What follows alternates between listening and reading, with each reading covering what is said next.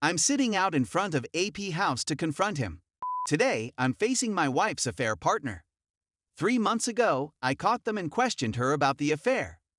She apologized excessively and told me she still wanted to be with me, that she wanted to salvage our marriage, that she wanted to go to therapy, and so on. We've gone to couples and individual therapy. She said all the right things outwardly. She loves me and only me, she wants to solve things, she doesn't want a divorce, and so on. She granted me access to her phone, but warned me not to go through it too closely. She vows on her life that she's on the right track to restoring our damaged trust. But she's still seeing him. I discovered it and kept it to myself. I want to serve her divorce papers tomorrow.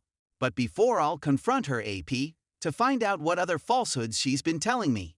I'm sure they chatted on the phone a dozen times since I informed her she had to go no contact. She insists she hasn't spoken to him, but the phone records don't lie. They text almost every day. She's definitely deleting them since I haven't seen them on her phone. But she doesn't realize that deleting them on her phone doesn't mean they're gone from her iPad. So I'm sitting in a vehicle outside his home right now, waiting for him or his wife to depart for work. If he goes, I'm going to follow him to his workplace and confront him there. If she doesn't leave first, I'm going to knock on his door. Please wish me luck. Update. I'll start with yesterday nights. I arrived home from work, prepared supper, and sat down to eat. My wife inquired about my day. Uneventful, I reasoned. That was all there was to it. We ate, played with the kids, and put them to bed as if nothing had happened. She sat in our bedroom with me to watch TV and said nothing, for around 2 hours. Finally, after our concerts had concluded, she spoke. I'm going to bed, she says. That was the end of it. There is no conflict. There is no debate. Nothing. She went to bed, and I remained up for a couple of hours playing video games before going to bed myself. I slept like a slug and awoke around 5:00 a.m. I wanted to serve her today, since we had a marital therapy session during the lunch hour. I had previously told our therapist what I planned to do. So when we sat down and began the session, I didn't waste any time. I spoke with AP yesterday, I said. Yeah, I spoke to him as well, she says. Yeah, I know, I say. I don't understand it, she says. What makes you think you'd go speak to him? Because I wanted answers to certain questions I had, and you weren't being truthful with me, I said. Oh yeah, she says. So what did he say to you? Honey, he sold you down the river, I said. What does it mean, she asks. He told me everything about what you've been up to. The skulking around, the clandestine gatherings, calls from the lovey-dovey kind. Everything. She was taken aback. Did he tell you? Yeah, everything, I said. I then proceeded to enumerate all of the facts I already knew about their messages, calls, meetings, dates, hours, and so on. She began to. It's evident to me that although you've been telling me one thing, your actions tell an entirely different tale. So I'm finished. What do you mean you're done, she asks. I deliver her the divorce papers. I'm looking for a divorce. She peered at the papers as if it were a deadly snake in her hands. She then sought assistance from the therapist. How can I repair this? She asks. I'm not looking for a divorce. I'm looking for you. I want to live our lives. I'd want to remain. Do you see where this is coming from? Says the therapist. When your words and actions present contradictory tales, you always trust your actions. It's not the words. Your actions have told me all I need to know, I say. How can we go from here without arguing, hatred, or dragging our children through the mud? The remainder of the meeting went off without a hitch. On both sides there were many tears. I emphasized how betrayed and outraged I am that she would carry on this affair behind my back, thinking of me as the lovely who would never find out. She sobbed because her whole life, as she knows it, is coming to an end. I informed her that I had shut off her money supply, and that she could hire a divorce counsel with half of what we had. I informed her she couldn't reside in our house any longer. She'll have to stay with relatives or friends. I told her I was done, and that there was no way we could reconcile. She sobbed even more. As we went out of the appointment, She grabbed my hand and made one more desperate attempt to win my forgiveness. I yanked my hand away and informed her flatly that I was done with her and didn't want her in my life anymore. She sobbed as she sank to the ground. I stepped out the door and walked away from her. I contacted AP wife and left a message as I drove away from the therapist's office, saying, "I really need to talk with you. Please call me back as soon as possible." I immediately phoned my attorney and advised her to submit the papers, but to keep the TRO on wait until things became really bad. After I departed, my wife phoned and texted me many times. I let them go to VM without listening to them. As I drove to her parents' home, I felt dead within. My phone rang just as I was about to step in. It was AP wife who returned my call.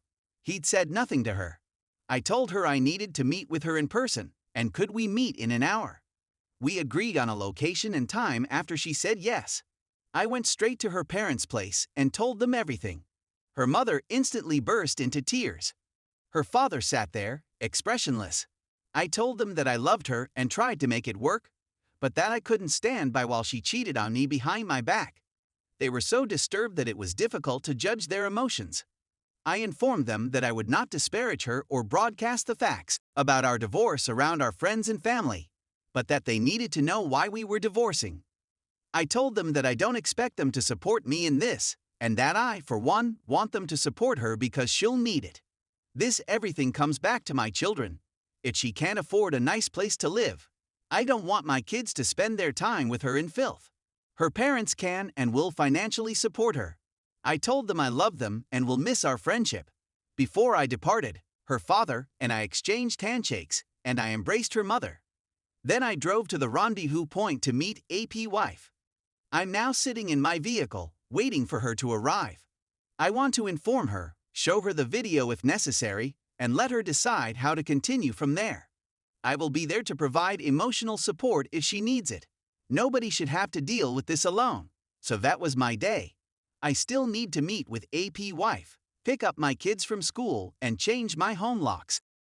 I had a security system installed at home, so if she decides to steal or destroy anything, it will be captured on film. I'm not too concerned since she is aware of it as well. There will be more. Story 2.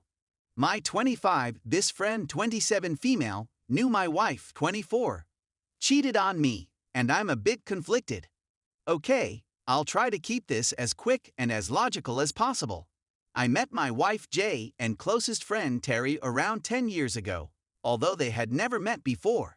For the first 3-4 years of our acquaintance, Jay and I were wonderful friends, and we've been together since 2013. Terry met Jay towards the start of our relationship because Jay was pregnant with our kid and miscarried, and Terry was there to provide emotional support. They became closer as a result.